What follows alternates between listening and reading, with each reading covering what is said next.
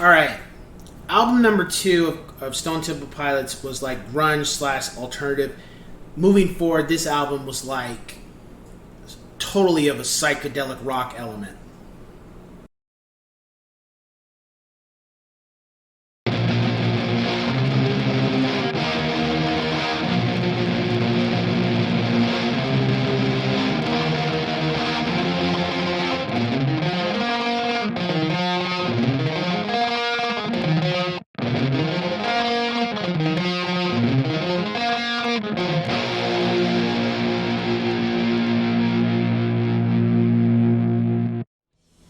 What's going on, ladies and gents in Cyberland? Coming back to you with another album review. This time we're on number 3 of Stone Temple Pilots' catalog.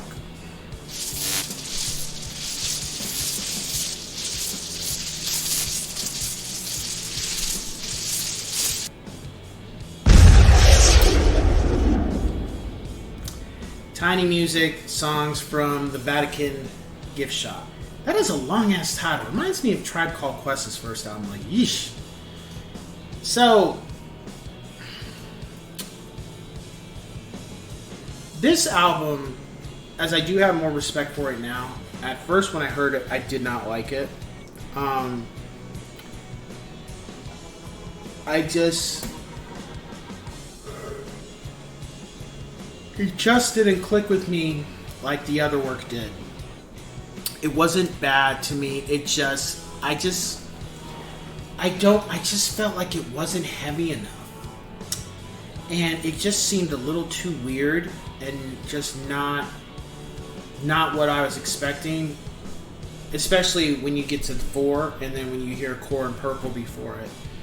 However, this album, out of all the works besides the self-titled 2010, I believe, took the longest to grow on me. There wasn't any songs I didn't like. I just felt like it was just lacking in heaviness. Lyrics were great. You know, the musicianship was fine. The songs were good. They just weren't. I felt like they just could use a little bit more heaviness. At least for me. And then over time, as I kept listening to it, I could appreciate the beautifulness of the way Scott was singing the songs. I think that's what drove me to like it more. Was not necessarily the guitars this time around. It was the way Scott was conducting himself with the lyrics and how he was singing the songs that were on the album. Again, there wasn't anything I didn't like. My rating for the album is 8 out of 10 yes sirs. It is a step down to me from Purple and Core. I mean, it is just what it is. But it's not a step down like it's just bad. I love this album. I listen to it. Maybe not as much as Core, 4, and Purple, but I do listen to it considerably a lot. I do enjoy it. But it's like Core and Purple I can just turn on and get, and 4 I can just get going. But with this album, it kind of sometimes I have to be in a mood for it, depending on what's going on. And that's not a bad thing. It's just a lot more laid back and just really just not as abrasive, as aggressive as the first 2 albums and the 4th album. My top 5 tracks are Big Bang Baby, Lady Picture Show. I think the standout track, if you want to sum up what this album probably encompass, I would say Lady Picture Show is probably the best representation of this album. Whereas Interstate Love Song or Big Empty for Purple, and for Core, I would definitely say Plush.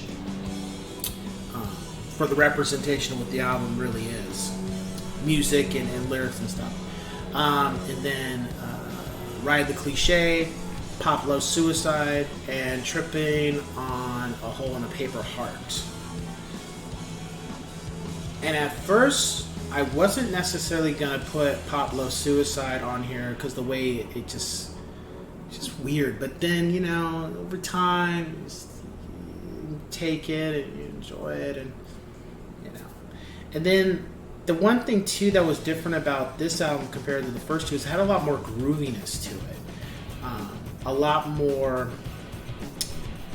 funk, I guess you could say, in certain parts of the songs. That's what I got from it. But overall, it's. I would not say listen to this before you listen to the first 2 albums. Definitely no. Because at this point, Scott's voice is completely different. Not completely, but it's just different from the first 2. He just doesn't have that angst. And I'm just, and I don't mean to offend anybody who's watching this, I think the heroin use was affecting him in regards to his overall, just his health. Because if you look at him from the first 2 albums, how he looked, and you look at him on this album moving forward, he's a lot less, he's thinner. It's like he's lost a lot of his muscle, and he doesn't look as healthy in general anymore. And then of course he's bipolar at some point, whether it's during this time or after, or I don't know when he got diagnosed. You have that, and then he just keeps getting busted for drugs at this point. They didn't really tour too much off of this album, I think, because of that. So this album, and now people say it's can almost considered a classic, if not a classic, from people. But the promotion of it just was really cut short because Scott got in trouble with the drugs, got caught with drugs by the police and such. And to me, I think it shows in his voice that it's more raspy, and it just doesn't give. You would think if you first heard this album, if somebody played it for you and they didn't say what the band was, you'd be like, "Oh, who is this?" And then when you said the name, you're like, "Whoa, what? Like how?" It's like that. That's why I would suggest don't listen to this album unless you've heard the first 2, because at this point it's just this huge transition of vocal.